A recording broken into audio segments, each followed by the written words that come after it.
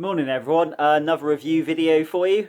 Today I am reviewing Okko's Inn, which is a 91-minute movie that was released in the UK by Manga UK.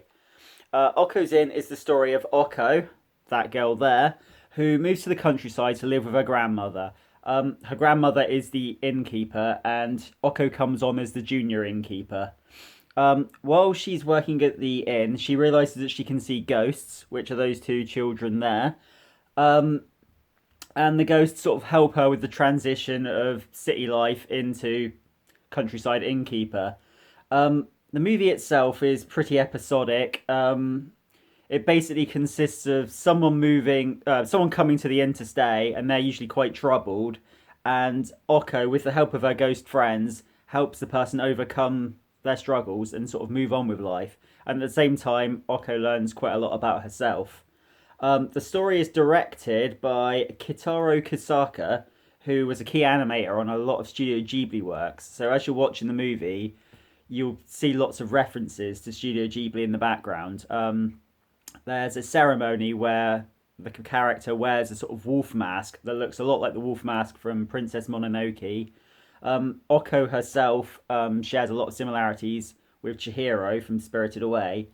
And in particular, there's a couple of times where she puts on a few outfits and you're like, hey, I recognize that outfit.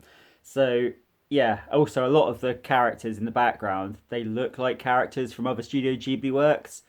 Um, Particularly like Elko's dad at one point reminds me of someone from, I'm not sure which one. Castle in the Sky, I think, but an older version. But like a lot of cases, all the character designs are very similar. In particular, in the eyes, I think you can really sort of see those are based on Studio Ghibli characters. Um, what I thought of Okko's Inn was it was quite a good story actually. It sort of started. The animation itself is quite juvenile and almost a little bit westernized, and the story itself is the same. It feels sort of quite juvenile, and the characters are a little bit annoying, but at the same time it's quite heartfelt. It's not too far from being a really good film. All the right components are there. I don't think the director managed to bring them all together and make something magical. Um, Also, it's sort of, for me, it felt a little bit incomplete. Like they were dealing with all the bits, but for me, there were still some scenes I wanted to see in the film, and they were just sort of left missing. So when the final curtain came down, I sort of thought, "Is that it? What about this? And what about this?"